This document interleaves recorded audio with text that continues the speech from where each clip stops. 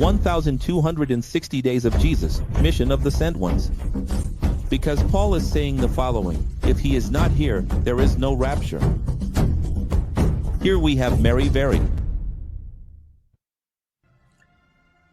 well, 72 classes, University X, 5th class. The first chapters of Yochanam Moshe. The first 2 chapters of the original Mark. We saw the calling of Jesus for his students, and here it fits to reveal. Like how directors choose characters for a series, have you noticed? Reality shows or compositions from any presentation, have you noticed? How is a team put together in a series? Can Wernick manage to show us any Wernick series that has there? 8, 10, 12 characters on the cover? And observe any series. He will choose any series there. Observe how things are. So you have here, look, an Asian, 1 or 2 women, maybe a blonde and a brunette, a blonde and a redhead, a black woman and a white woman, a young nerd, one with a rebellious spirit, someone skilled with the mind, skilled with physical strength, right? And so, the chosen team creates a composition such that capable of making the largest number possible of viewers identify with that work. And it's interesting because Jesus, almost in the same way, made his the chosen, which means the chosen ones. Look at what he chooses. A zealot to be the fighter. Wasn't he the fighter? What is a zealot? They are those who started the war in 66, prepared, trained as spies. Professional. A tax collector, mathematician, accountant, a citizen who has an enormous capacity in logical sciences, sensitive women, devout and with financial means, some, an Ethiopian, some fishermen, workers of the people, a planner, an empathetic and always present person. And so he was forming his team, which we called a church. Church is synonymous with team. Church is synonymous with assembly. Church, it's synonymous with team. If you don't know, church is collective. Write it down, church, team, group. Your team of future teachers who founded what we call today the ecclesia. These are the gifts and this team is the body. Thus, with wisdom, complete schools are made, where there is identification for all 70. 32 types of human beings in the physiognomic and psychological enneagram. Because there is identity. People identify with it. That's why I ask you to participate live. Because there is a reverberation of identity. So, when we see Christiana here, women will identify with her. Winston. Same thing. Marcio, a middle-aged young man. Iago, a young man. Alexandra. Valeria, husband must be. Ivan, God. What does that mean? These are people who will have identity. We have people here from various cities, of various colors, married or not, free or not. You know? That creates identity. And here in the mothership, you'll see, you'll create identity. That's how it works. In fact, it's by doing this that we achieve here. Look, the Onyx, look at the identities here. Look at the cover of the Onyx movie, which we made. Right? There are the 100, look.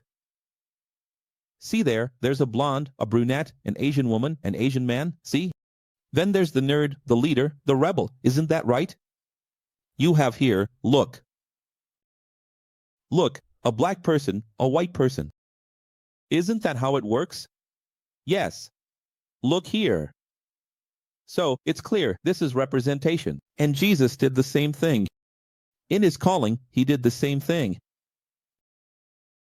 This is wisdom. Mark 3. On another Sabbath, Jesus goes to the synagogue to speak the truth, using as a sign the healing of a man who was faithful to the Bible but had withered hands. The religious leaders were all watching closely to see if Jesus would violate the commandment of the Sabbath. And so, Jesus did. he healed the man. Two things. Inside the synagogue. And still on a Sabbath. After this episode, the Pharisees, legalistic Bibles, when I say Bibles, there are people even today, didn't understand? It's because the Bible calls the Pharisees legalists, and not just the Pharisees, other groups too. What are legalists? Those who applied the law, which is the Torah, in a fundamentalist way.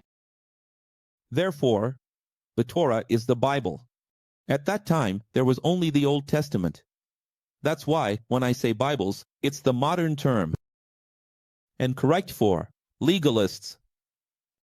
It's not something I made up. It is what it is. After this episode, the Pharisees, the legalistic Bibles, went out and began to conspire. With whom? With the Herodians, against Jesus, about how they might arrest him. Here we see Professor Jesus misunderstood. Look, even by his family, he was called crazy. It's funny, but in the book of Matthew, it doesn't say much.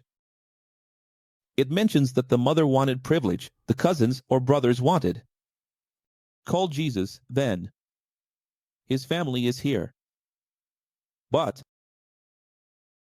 in the book of Mark, which is from Peter, there are more details about this.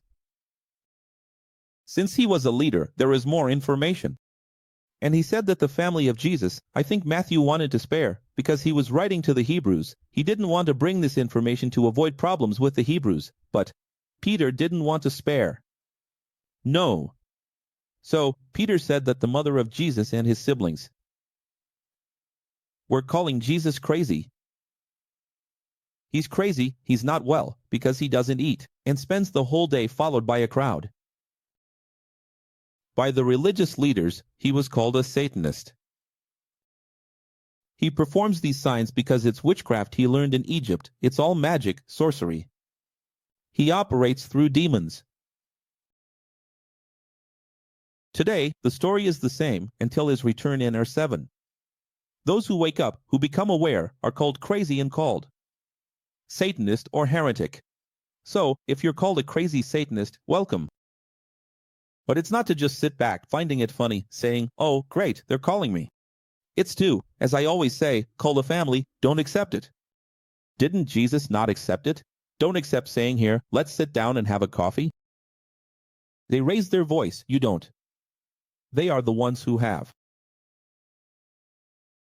Mannerisms, imbalance with the body, with the face, with the eyes, and they bang on the table, and you don't. You are increasingly calm. But you called him to talk face to face. Take your Bibles now and put them on the table. Prove that I am a heretic. Shall we read? Shall we read any passage? Who knows? Deuteronomy 28? Who knows? Romans 14? Which do you prefer? That's how it works. Mark 4, whether inside a full house, teaching from the window so everyone, inside and out, can hear, or inside the boat on the sea, speaking there to all the people on the shore, like we did in Espiritu Santo. All the metaphors that Jesus taught were signed in delta. Shall we take, for example, the parable of the sower? 3 types of soil. The seed falls on 3 types of soil, and the yield is 30, 60, and 99. In the originals, we understand Tesla's key to the universe. Tesla's key to universe, 369. In my Bible, it says, Professor, that the 100 to 1, 100 didn't even exist there, because 0 didn't exist. Ah, how can that be? Ah, but that's absurd. It doesn't make sense. This one here. The Bible says, not a J, not a tilde, right? And was there a J? There was no J and no 0, and there wasn't even a tilde, because a tilde is an accent. Ours, Western. It's just because it's a modern transliteration for you to understand. Now, if you don't want to trust, go research if there was 0 in the days of Jesus. So, actually, it's 3, 6, and 9. 3, 6, and 9, actually, it's 33, 66, and 99. Which is all pyramid. So, his students, without understanding, asked, why do you always teach with metaphors and never speak directly? You who love the truth and value it will understand the meanings of the metaphors. But those who are full of ego, a full cup, will never understand. Some of the students said, but we, although we love the truth, also still don't understand. Jesus said, they will never understand, you will soon understand, because he always had a private moment with them. And here it's interesting, this private moment is not a privilege. As I always say, it's not PV for privilege, it's PV for proverb. The PV here was a lesson from Jesus to those who would become teachers. So, there is no privilege. There are people who want to be teachers. As I have always taught, the privilege that truly exists is the one you create. For example, you look here and say that the people who live near the echoes are privileged. I wasn't the one who brought them. They would be privileged if I had said, Maria, from all the echoes, come here.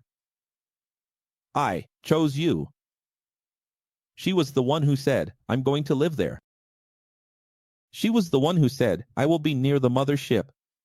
I want to be close to the source. I love wisdom, it does me good every day. It's the person's choice. And if says I can't afford it, Maria couldn't.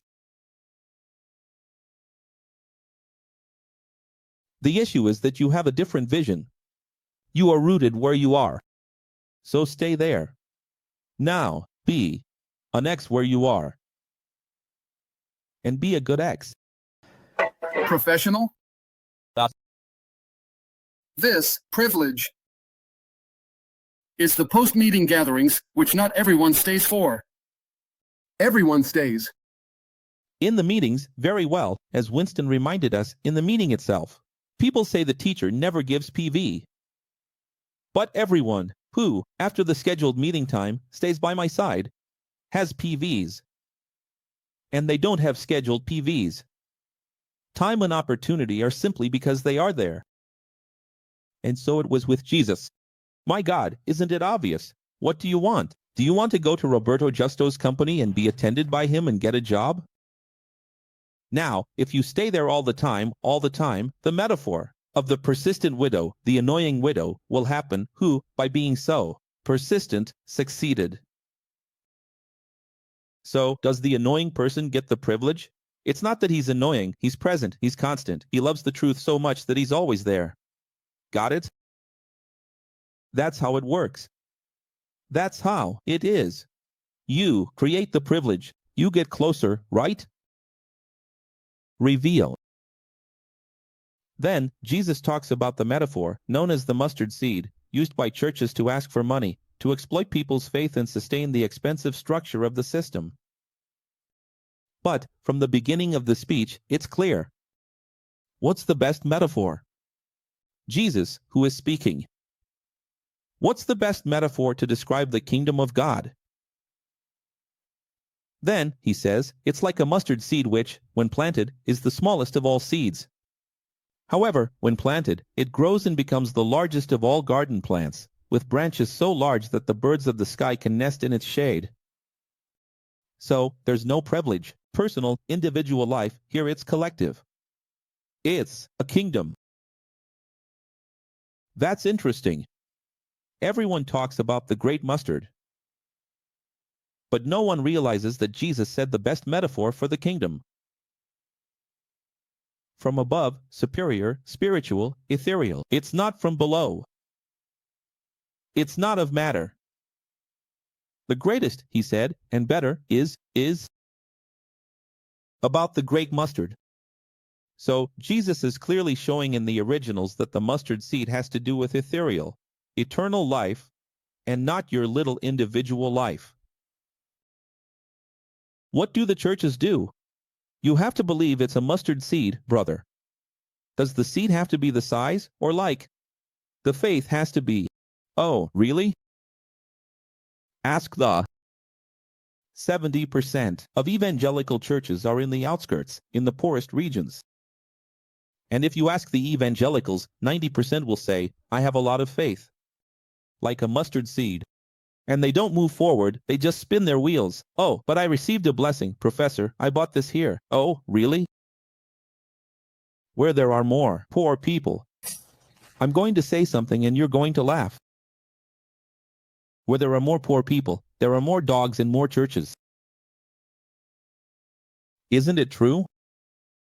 You find a poor person, there are 5 dogs and 40 churches. With all due respect to the little dogs, but I don't know how it's possible. It's because the less salary you have, the more you get into debt, the more problems you create. Come on, come on, come on. Let's evolve. Let's go. See that? There it's about the collective. Are we talking about the individual? No, we're talking about the collective. Because a mustard seed, even though it's small, grows into such a large tree that the birds of the sky can take shelter in it. It seems so small. The work of Jesus, doesn't it? How many people followed Jesus? Not those self-interested crowds. How many people followed, worked? Few. Truly understanding. But soon it would become. And over the years, as the tree grows, 2,000 years, such a large tree. 4. All the birds of the sky. And did it come true or not? Did it? It was a prophecy. What Jesus spoke was a prophecy. He looked at the disciples and said, "Look at the size of us. Look at the size of us. We are such a tiny little seed." Then Jesus said, "Let's go to all the nations." The disciples looked at each other like this. We are only 72, and those who walk with him are 12. How is he going to reach all the nations? How? And did he reach them or not? Did he? He did. 2,000 years later, look at the size of Christianity. 1.5 billion people. Wrong or right? The tree is big. Is it big or not? Is it? It's a big tree. Here, Professor Pedro, when he wrote this book, revealed that all the metaphors were spoken like smoke, so that the religious would never understand. And later, to his students in the houses, gardens, those who always stayed close to him even when tired. Jesus explained the meaning of all the parables in Jesus' reviews for his students. In reviews, he has to correct it. In reviews for his students. Look at how important this is. He always had a review, just like we always do here with reviews. He had a review. Because, after he explained the metaphors in front of everyone, then, for his students, in private, which wasn't a privilege, but rather a matter of commitment. You want to be a spreader of the message, you want to be a herald, you want to be a teacher of the truth, you want to train to be like Jesus, so you have to know. Instruction, right? Instruction, you have to know. His privilege here was a university. His privilege here was a course. It was training. And look, he was there. It's interesting to say. When, in the houses, gardens, right, sometimes. These people stayed close to him, even when tired, and Jesus would go and explain the meaning of all these parables to his students. Peter narrates the day they crossed the sea and a terrible windstorm frightened them, while Jesus was just sleeping peacefully. The teacher, awakened by his frightened students, said, "Calm down, calm the wind and calm the sea as well." It's Delta. Calm the hearts of humans, calm the wind, and calm the sea. He says, don't you have faith? Faith is courage. You learned at the past University of X, the most complete one, now condensed, that faith is 3 things. Courage, credere, fidelis, which is fidelity, and confiere, from which the word confidence comes, meaning to be someone's guarantor. Very well. So there it is, look. Jesus, asking, to, calm the sea, the wind. And the men, I tell you, many times, as a wise teacher, that I am. I realize that it's easier to calm the wind and the sea than to calm a person. It's much easier to look and say, be still, see, and the sea obeys me, than for a person to listen to me and calm down. Terrified, they asked each other, how can he have the power to calm the wind and the sea? They should ask themselves how he can have the power to calm us, right? Because it's the human being that's the problem. 5. As they crossed the sea, arriving in the land of the Gerasenes, also called Gadara, as soon as Jesus got off the boat, a man with an unclean spirit came from the tombs. To meet him, he was breaking everything. An enormous strength, because when it's a demon, it's like that. When it's lies and hypnosis, it's hands behind the back. The man who would cut himself and break chains, known by all the people in the region, ran towards Jesus when he saw him get off the boat and started shouting. Who is shouting? Jesus or the demon-possessed man? Who is shouting? Jesus or the demon-possessed man? The demon-possessed man. Yes, but in churches, it's the opposite. The one who shouts is the pastor. Son of God, I beg you not to take us out of this body. For we are thousands of spirits incarnated in him, which is what legion means. Seeing that Jesus would not give up on freeing that man, the demons pleaded one last time, send us into those thousands of pigs. Then, when they looked, they saw pigs nearby and desperate. A negotiation with Jesus, negotiation of God's grandchildren. You have to understand what Nephilim Anakim are, then you'll understand. There's a video called the 72 Sexual Relations of God in the Sieve. These are celestial inseminations that God performs. Read it there. Genesis 6, the spirits of God.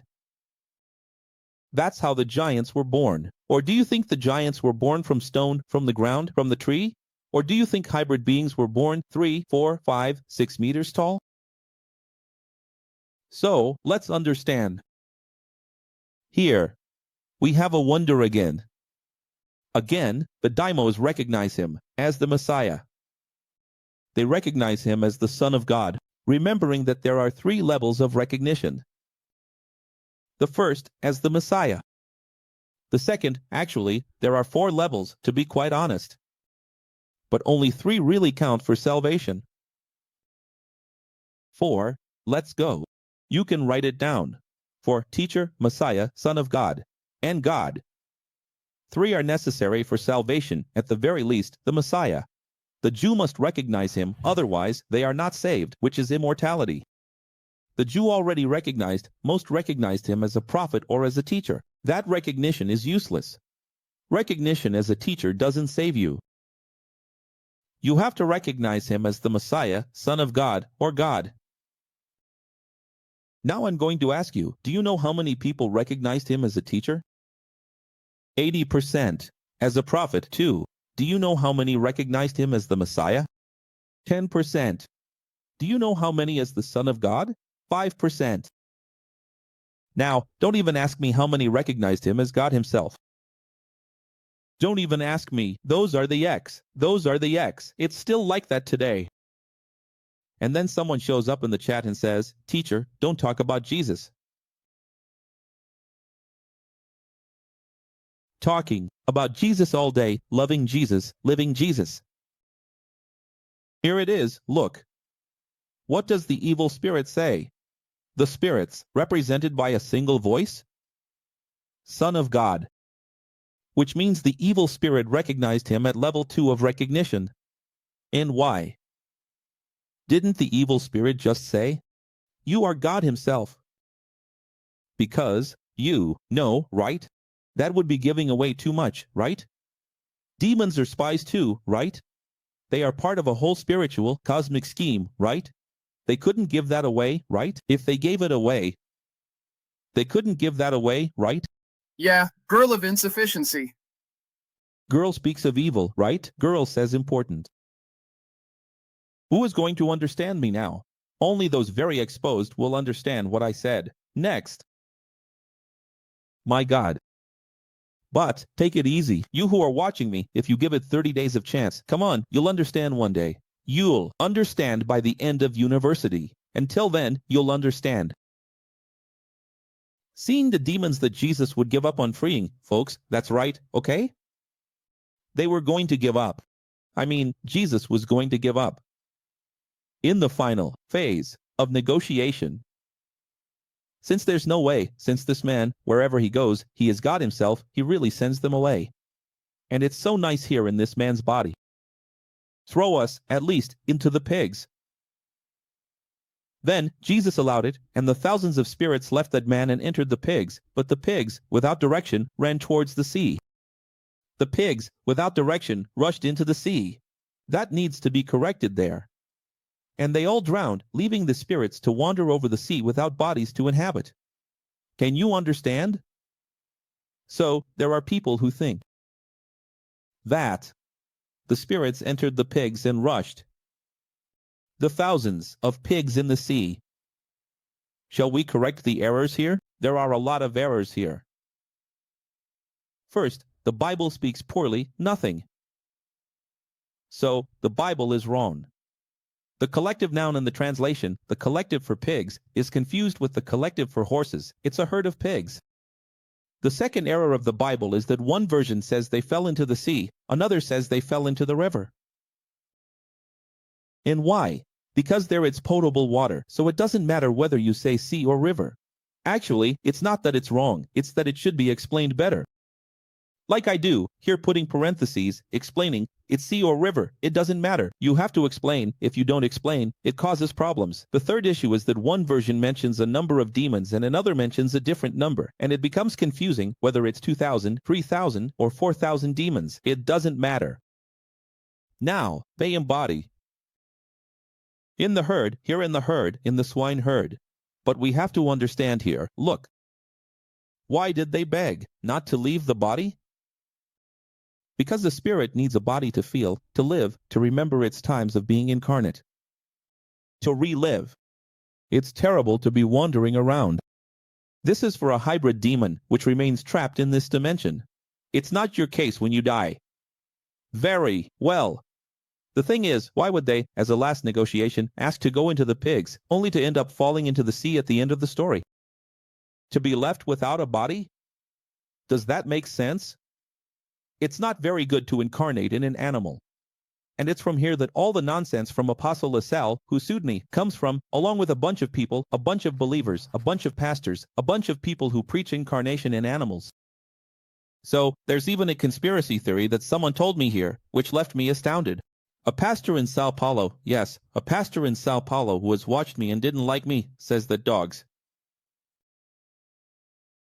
are possessed by demons, that dogs, animals have them, which is why they sometimes do very human things, you know?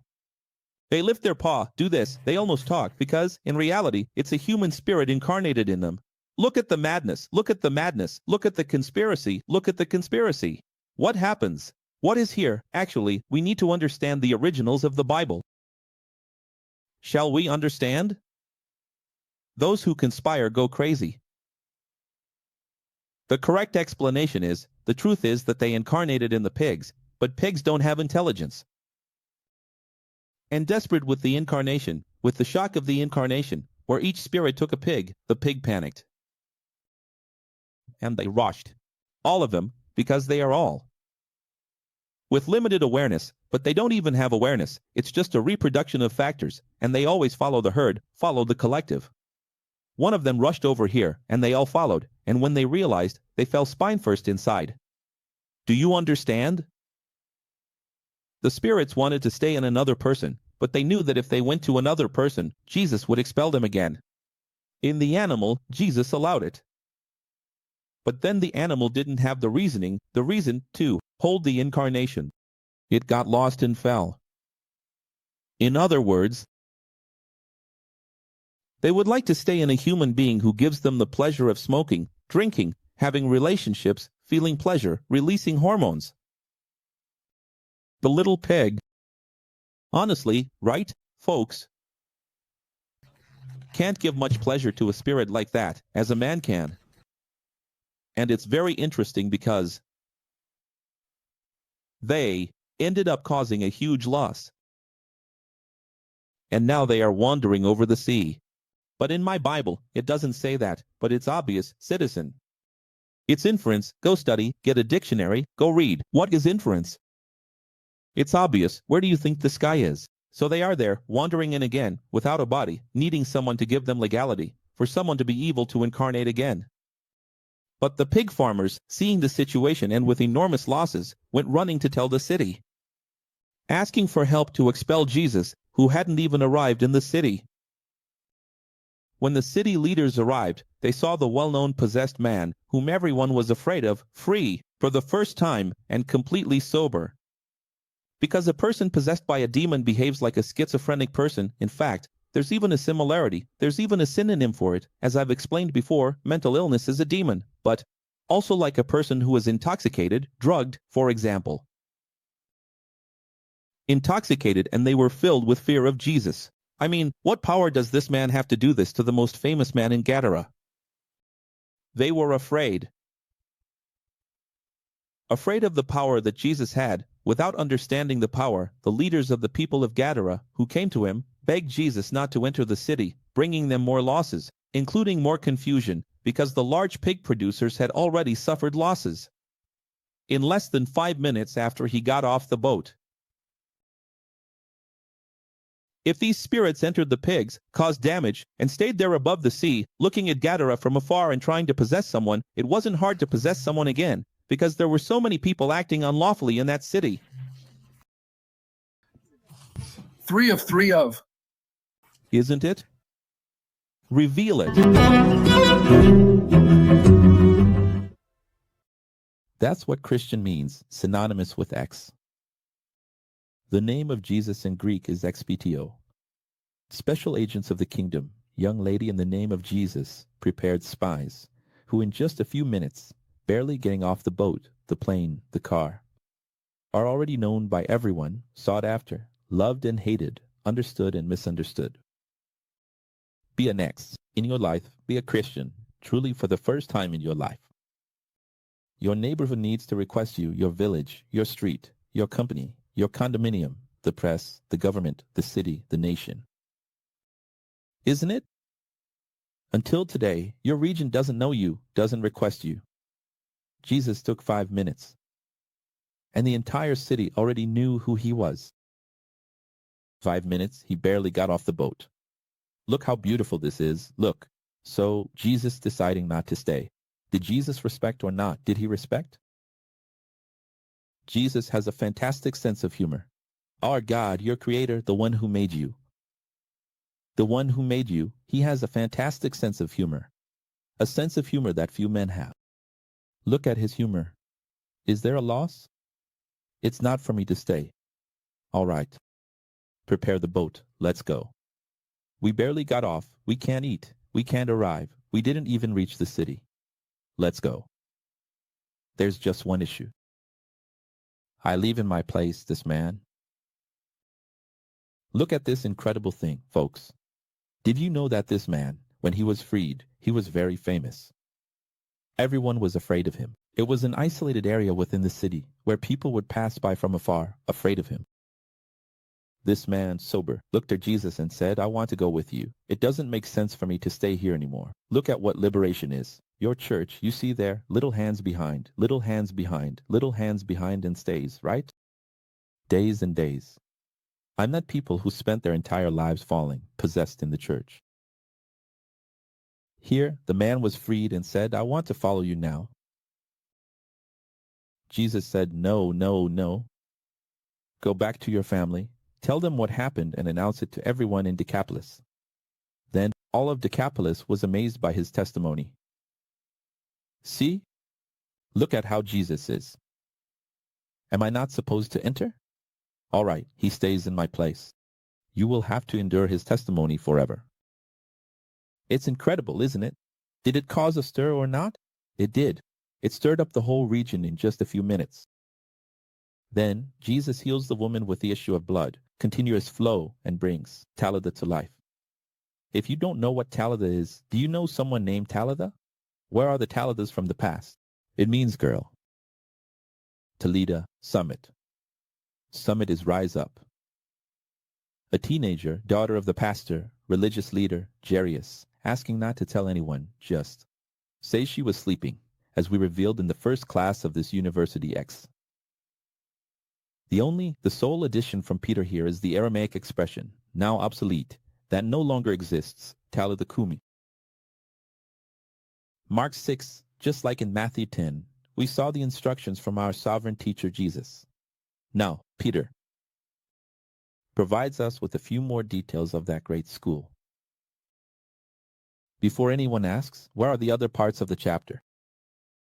The couple, who is following along text by text, look.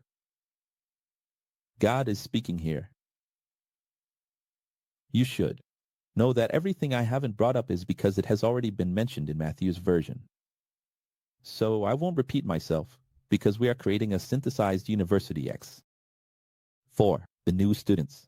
That's the goal. We have had 322 classes, then 200, now 72.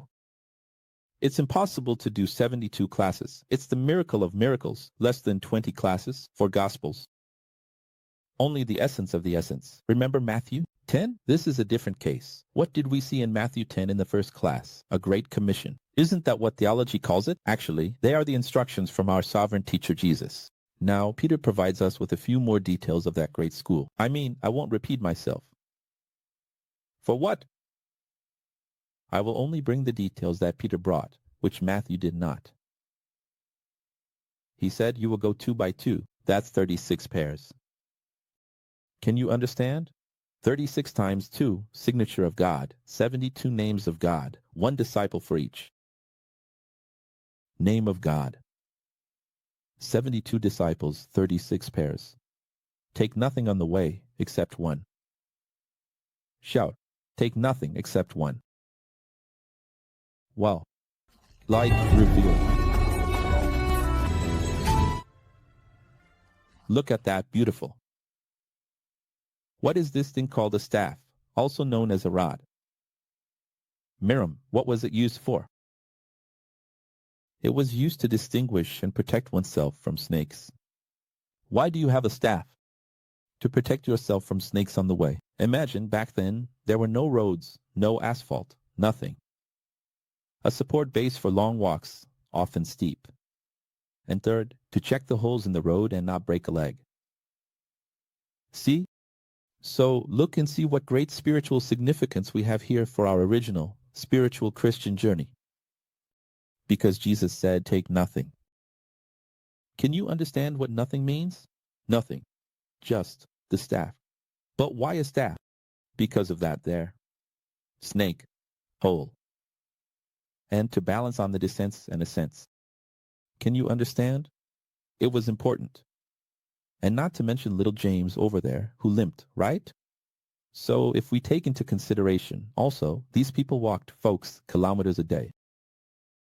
Let's go further. Do not take bread, nor a travel bag, nor money in your belts, pants, and sandals, but do not take extra clothes. My God, I didn't put a revelation, but it deserves a revelation. It's a revelation. I didn't say it now. When you sit with the family that calls you deranged, invite them for a coffee, for a lunch. And like this, eye to eye. Oh, they didn't accept the conversation? Then they'll never talk again. Because there's no way. Oh, but it's for. No, nobody wants to distance themselves from the family. We want to be together with everyone. There's no distancing here. We love everyone. We want to be with the world. But they don't want to. I'm setting up a coffee, a dinner here, my son. A coffee, a dinner with you. 3 times. Go ahead, set it up 3 times. Shall we talk? Shall we talk? If you win me over, I'll take from you. If I lose, you don't need to be X. Just respect me. Never call me a heretic again. So, look here. Listen to this, beautiful. I said we can read with the family of number 28. Passages, texts, golden, X. Romans 14, 1 Corinthians 13. But the truth is, as you saw in these 5 classes, folks, we only have 5 classes out of 72. Any passage from the Bible, any passage of Jesus, especially in the original, all churches already fall. All of them. Just this passage here, for example, look at this. If there's an intelligent person listening to me, for God's sake, right? Is there someone intelligent there? Because if there's someone intelligent, let's understand here, someone intelligent, for God's sake, sees wisdom like this, people would be sifted without them needing to ask. And not like all the churches do today. They would receive help from half the people, because it's always duality. Half will have empathy. Who with a good heart would see the need of those who travel long distances to speak of something good? The good politics, the kingdom. Look how incredibly intelligent. Is it wise or not, is it? I mean, the church has passed the collection plate once, twice, 3 times, passed the vote, charge very high, ask for offerings, put up a QR code, ask for pics, and talk about money again, money again, money again, money again, money again, and Jesus is saying, do nothing. Just go with the staff. Why? People need to be sifted through absence. If 2 people are coming to your house with just 2 sticks, just 2 little staffs, just 2 little rods, it's obvious that you have to look at them on a long journey and say, do you want something to eat? Want something to drink? Have a place to sleep? Most will turn you away. But we have to understand that this is in a context of ID. When nobody knew, it's not today. To understand, you have to understand that it was a time when nobody knew. Who is Jesus? Nobody knew. Today, everyone knows. Today, everyone knows. Everyone is notified. Gospel means notification. That's why Jehovah's Witnesses go and get the door slammed in their face, because everyone already knows. Back then, they also got the door slammed in their face, but half of the time it happened. Half would say, did you come from far away? Here's some water, here's some milk, here's some coffee. Can you understand? Are you wearing only 1 set of clothes? So, I mean, why not take it? Is it some kind of trap by Jesus? Is it a trick the disciples are learning? Technique. You see that Jesus uses a serpentine approach within ethics. Why is it serpentine? You have clothes at home. You go with just 1. You don't show the others you have. It's a serpentine approach. But it's a serpentine approach, not an evil one. It's a way to challenge and filter people so they can help. Because if they don't help, what's the point of it all? So, I mean, people need to feel compelled and see the need. And you know that I'm terrible at this. Because I tend to show abundance. I'm renovating the mothership, adding lights, adding things, wonderful curtains. People say, oh, so he's loaded with money, I'll help. In this, I'm terrible, because Jesus taught me to leave everything looking shabby. Leave everything looking shabby for now, because people feel sorry. Look at the heir that has nothing, poor thing. Then, they go take a picture of the table and there's a thermos bottle that they don't have at home. And they say, oh, he's loaded with money. But that's not it. It's because we have good taste. We are in different times. It's because the gospel has already been announced. Today it's time to re-evangelize the evangelicals. Today is a different mission. The mission is the ultimate one. It's of the great times. But we also need it. It's just that we don't ask for it. We do it. And it's incredibly beautiful. This way of Jesus being is not taught anywhere, right? And it's here. Look, even more so. I want to read this again, because, look, they would be sifted, without them needing to ask. Right? And we're talking about back then. People used to do this wholeheartedly, exactly. Whenever you enter a house, stay there. Until you leave. Was it to keep changing houses? No. See how it has a lot to do with sifting. It's a lot about sifting. Why sifting? Because if a family welcomes you, don't leave there looking for a house that offers you more. Because it's interesting that if a house welcomes you, it doesn't happen that others say, come to my house too. People, one opens, the other already wants to open. And suddenly, someone might even have more means. But it's not for you to be interested in notice that the other house will give you more. It's for you to accept that house, actually, relative to what it can offer you. And what's in its heart. Suddenly, her glass of water is worth more than the milk from the other house. Understand? So, I mean, it's the judgment of the person who is receiving. The person will give what is meant for them. It's important, how much they value it. And everyone has their own devotion. Because that is devotion. Look how interesting. Beautiful, right? Then it says, if any village does not welcome you or listen to you, shake the dust off your feet when you leave there. It's not to shake it off in front of them. It's not to take it, here, look. No. It's when you leave there. As testimonies. Against this, it's not to create a religion. Leave to shake off your feet. It's not to shake off your feet. Because there are people who read wash feet, let's make the church of foot washing. Shake off the feet, let's make the church of shaking off the feet. It's not to shake off the feet or wash feet, it's just a meaning. For the love of God. Soon, there will be the church of shaking off the feet. The relatives, when they come here to testify, do this in front of me. So, and it's wrong. Actually, what should be done? It's an expression in the sense of, wash your conscience, be at peace, you did your part, your rejection serves as a testimony on that day against them. So, we have the accounts that we already saw in the original Matthew repeating in Peter's version, through Mark, he will talk about the death of John the Baptist, again, in his version, he will talk about the multiplication of the loaves and fishes. This has already been mentioned. He doesn't add anything new. Then he talks about Jesus walking on water. Now yes, but Peter adds a detail that is a big revelation, and it's a big revelation because who walked on water is who? Peter. Letting your sister touch his feet, it's degrading. You didn't hear anything the teacher said. And let's go further. Peter narrates that Jesus walked on water and he himself was the only brave student to also walk for a few seconds. But that Jesus only performed this great sign of mental and material mastery because, look at his revelation. They had not understood the miracle of the loaves and fishes, and the students' minds were still doubtful. A detail that Matthew did not mention. What is Mark saying? That Jesus only walked on water, not because he was going to put on a show. Look, just because I'm God and I walk on water. It's because, after the multiplication of loaves and fishes, they were whispering among themselves. But, how? Is there something strange here? It's impossible for a man to do this. What did he do? What kind of magic is this? Could it be that we were really chosen by a sorcerer? That's it. And do you think this doesn't happen in the X? Do you think this doesn't happen in the X? Every now and then there's a teacher talking. Behind the doors crack. Isn't he from the Lordship? Could he be paid by Israel? Could he be paid by the Freemasons? Could he be a girl? Could he be deceiving us? Could he be sent by Satan in the last days? Are we serving the teacher? Right?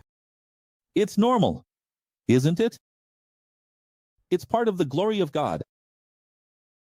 If Jesus had walked on water in front of everyone, that's too beautiful. It would be like the show that churches put on today. It seems true, but it's a lie, because Christ never used his power and wisdom to buy people's faith. Just answer, sincerely, before God. Jesus walked on water. For a few, or for everyone? For a few, or for everyone? For a few. You know what the churches do, right? Pyrotechnics. Gospel spectacle. Catholic spectacle.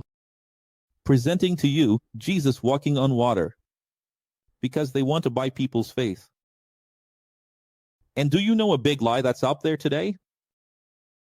Dr. Enrique, there's a terrible lie today. It's like this, but that's Jesus, not us. No, it's the extent of the ignobility. Because, how are we Christians, students pass in my name, teacher, how is it a school? That was Jesus, let him be, he did it, now we follow another. How so, people? The whole Bible is saying, do not stray from the base, the foundation, the cornerstone, the pillar of how everything was made. What Jesus taught is what must be taught. What Jesus taught, all of Paul's letters are, do not stray from what is original, do not stray from what is original, do not stray from what is original. What is original? What Jesus left. Be an imitator. Be an imitator, do what he did. Don't make up stories. Do what he did. Do what he did. What did he do? He performed this great sign just so the 12 would believe in him, as they would be his substitute teachers in the near future. And whoever wants to believe, let them believe in the account of what those 12, few, saw. And in the account of Peter, the only one to try walking on water for a short time. So we have Peter. Peter, what happened, Peter? I walked on water for a while, then I fell. The 12, what happened? We saw Jesus. He looked like a ghost walking on water. So, for us, the only sign is to believe in what they said. He didn't do it in front of us to not buy our faith. Mark 7. The legalistic Pharisees came to confront Jesus' disciples because they did not obey passages from the Old Testament, Bible, to which Jesus responds, "You preach one thing and, in practice, do another, thus nullifying loyalty to the covenant." What does testament mean? The Bible that you say to have. The holiness revealed.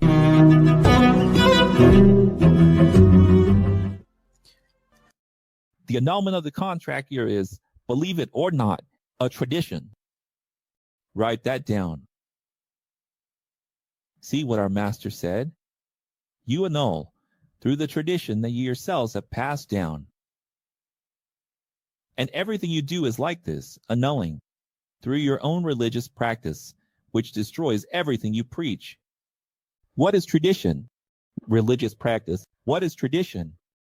Religious practice. Impressive and astonishing. It is saying that they preach at converses, services, religious festivals, and masses, but the tradition that their own religious practice with customs, rituals, and liturgy causes everything they preach to be annulled, null, void, zeroed out in God's mathematics. This passage is incredible. If you read all the verses, you will see that Jesus says in Mark 7, you speak, preach. Hermeneutics, preaching, sermon, beautiful. But the way you practice religion nullifies everything you preach. The intentions, what comes out of a man is what makes him impure, because there, in a man's conscience, are the true intentions, evil thoughts.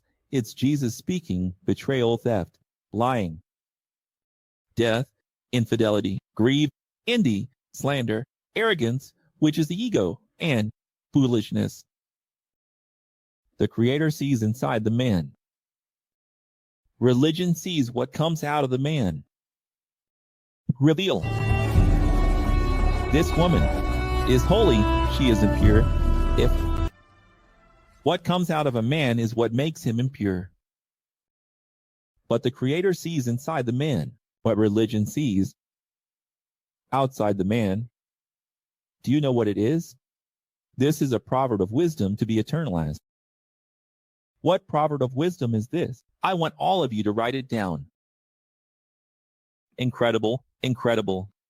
Religions and churches judge, are guided, and are ruled by what enters the man. But God judges what comes out of the man. Now I will separate it here. Let's read. This is too beautiful.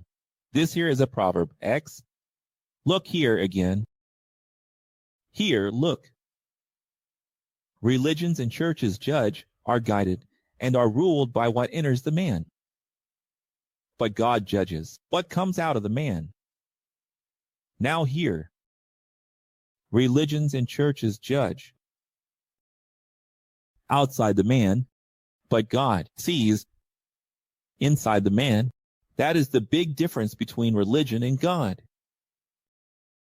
Today, there's this trend of talking about religion and spirituality, but it's religion and God. Religion, outside. Man, God, inside. So God saw what is inside, which is the intention. And religion is always insistently coming outward. And for you to know how serious this is, praise is the lips outward. Worship is the hands and knees outward. Everything is external, all the elements. Templars, liturgical, priestly, it's always clothing. Oil, wine, water, altar. You see, always outside. And to God, none of this matters. And even with him being here, incarnated, in a man named Jesus. They haven't understood until today. Peter mentions again the Greek and Syrophoenician woman who pleaded for Jesus' help receiving bread by passing through the sieve of crumbs. Reveal this that we have already gone through in Matthew. But Peter adds a wonderful note here, saying that Jesus left that place and went to the vicinity of Tyre and Sidon, which is Lebanon today, entered a house, and did not want anyone to. No. Look at this. However, he couldn't keep his presence a secret. I mean, look, when Jesus was among the pagans, you have to turn up the music at this moment, so as not to scandalize the Jews who would never accept the Messiah, who sits with everyone. Write this down. They would never accept the Messiah, who sits with everyone. But Jesus was already breaking away from the old fabric of the Old Testament to give birth to the new. Even today, the religious are scandalized because they are still in the old plans. Guys, it's very beautiful because when he crosses the boundaries of Israel, in the great provocation, which is not an echo provocation. Because look, when he says, shake the dust off your sandals when you leave, not in front of people. But didn't Jesus have irony? But it's irony when he was mocked. He was ridiculed in public. How can the truth be mocked and stay silent? The truth needs to respond. And it responds with intelligent but respectful irony. That doesn't lose the focus of the truth, that doesn't lose coherence, that doesn't stray from coherence. And here you see that Jesus also does this in his walking, in his going, in his being. Because on purpose, he leaves the boundaries of Israel, enters Lebanon, which is outside of his mission, which is outside the prophecy, which is outside acceptance. It's like today, I went out here and went to Lebanon, it's the same story, and goes there where Hezbollah is, and goes there where?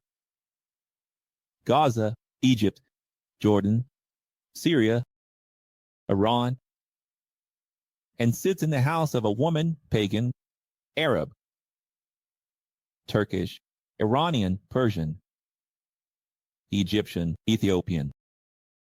The Jews go crazy. But what kind of Messiah is this? See how he goes stitching together the path. Because one thing I say, here is the Old Testament. Then, when the evangelicals arrive, the Gospels, which are Matthew, Mark, Luke, and John, it's transitional, intertestamental period. And in this transitional period, he is stitching there. Then, when he gets here, he tears everything apart. Then, he tears the veil and the revelation begins. Revelar. Then, yes, it's a new garment. And it's interesting because every time I say revelar, reveal. It's the real end of the Old Testament and the real beginning of the New Testament, from top to bottom. The curtain, the fabric, the cloth is torn forever to make a new garment, a new contract. And the most beautiful thing of all is that he asks for secrecy, knowing that this secret is impossible, especially when it's a scandal. How can you ask for secrecy about a scandal? People love scandals. They love gossip. And I ask you, has anything changed? Nothing has changed. Isn't it amazing? What perfection in Jesus' choices. And he doesn't do this all the time. He does this in a strategic way. It's like chess. It's dual. See how he goes to Israel, comes to the pagans, provokes, and returns to Israel.